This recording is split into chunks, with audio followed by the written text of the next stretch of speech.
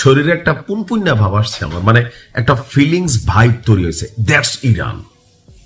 ইরানের কাছে আজকে যে প্রস্তাব আসছে, এই প্রস্তাব, আমি হাদিস সম্পর্কে এত বেশি ভালো জানি না, তবে শুনতাম শাম দেশ থেকে একটা টিম বের হবে যারা ফতেহ নিয়ে আসবে এবং ইমাম মাহাদির উত্তরসূরি হিসাবে তারা কাজ করবে। সম্ভবত সেই দিন চলে আসছে। ভাবা যায় আমেরিকার মতন দেশের কাছে নিরাপত্তা না চাইয়া ইরানের কাছে নিরাপত্তা চাচ্ছে, তাও কারা? ইউরোপ এবং আমেরিকার যে বিশাল সাম্রাজ্য অন্তর্ভুক্ত দেশগুলো, দক্ষিণ আমেরিকা থেকে শুরু করে বিশ্বের অনেকগুলো রাষ্ট্র আছে, তারা ইরানের কাছে নিরাপত্তা চাচ্ছে। ভাই হামে সামা কাটত। কারণ ইরান, গতকালকে একটা নিউজ দিয়েছিলাম, পুরো মধ্যপ্রাচ্য না, পুরো ইউরোপ আমেরিকার রাষ্ট্রগুলোরে বটানোর জন্য হরমুজ প্রণালীতে যে খেলাটা শুরু করছে, এক এক জাহাজ থেকে $20 লক্ষ নিচ্ছে, যদি না দেয় ফুডা কইরা দেয়। এই যখন পরিস্থিতি, আমেরিকার মানে ফাঁকা বুলিতে কোনো কাজ হচ্ছে না। আমেরিকা ইরানের উপর নিষেধাজ্ঞা অনেকটা শিথিল করার চেষ্টা করতেছে, কিন্তু এগুলোতে কাজ, ইরান বলতেছে না, ঝুঁকেন জ্ঞানে খেলা হবে। এই অবস্থায় বিশ্ব জ্বালানি করিডোর, শুধু জ্বালানি করিডোর না, বিশ্ব জ্বালানি করিডোর হরমুজ প্রণালী যখন ইরান বন্ধ করে দিয়েছে, এতে টালমাটাল হয়ে গেছে তেল এবং প্রাকৃতিক গ্যাসের বাজার। পরিস্থিতি নিয়ন্ত্রণে বিভিন্ন মিত্র দেশের কাছে যুদ্ধ জাহাজ চেয়েছিল মার্কিন প্রেসিডেন্ট ডোনাল্ড ট্রাম্প, যেন হরমুজ প্রণালীতে ইরানের যেই ব্লকিং নেটওয়ার্ক সিস্টেম অথবা সামরিক সক্ষমতা বা নৌ সক্ষমতা, যেটাই ধরি, সেটাকে যেন গোটানো যায় বা বড়ানো যায়। কিন্তু তার ডাকে তার কোনো মিত্ররা সাড়া দেয়নি, কারণ সবাই জানে এই যুদ্ধটা একটা অহেতুক। ট্রাম্পের ব্যক্তিগত ইগো প্রবলেম, সে ইরানকে ঝুঁকাবে, এই জন্য অপ্রয়োজনীয় একটা যুদ্ধ এখানে সে তৈরি করছে।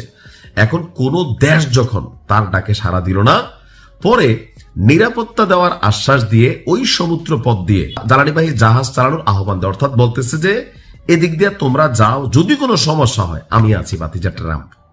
কিন্তু পাবলিকে হাহারে এক দেয়, বাতিজা, হ্যাঁ হাস্তান্তর একটা ডাক দিচ্ছিল না, বাতিজা বাতিজা, এরকম আর কি, বাতিজা বাতিজা করতেছে।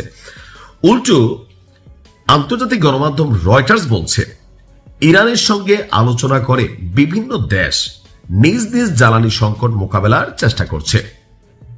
এর মধ্যে কারা? সবচেয়ে বড় একটা রাষ্ট্র, যেখানে আমি 17 বছর ছিলাম, রাষ্ট্রটির নাম হচ্ছে দক্ষিণ কোরিয়া। আমেরিকার খুবই একটা মিত্র দেশ, খুবই।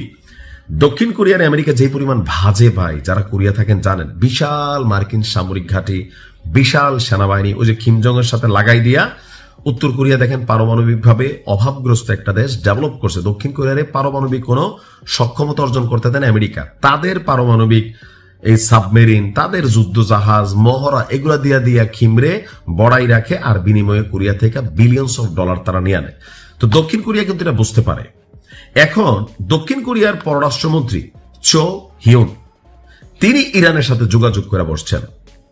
আমেরিকার সাথে তাদের আর সিস্টেমটা খারাপ হয়ে যাচ্ছে।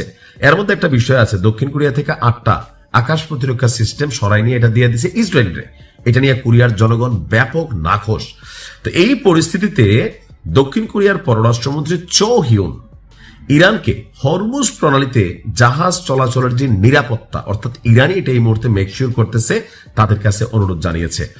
তো এই মুহূর্তে ইরান দক্ষিণ কোরিয়ার এই ডাকে তারা আবার সাড়া দিছে, ঠিক আছে ভাই, আপনাদের সাথে তো আমার কোনো ভেজাল নাই, তারপরে নেন, তেল নেন, তবে আমেরিকারে লইয়া আসলে কিন্তু তেল দেবো না, এই জাহাজ এখান থেকে সরাইতে দিব না।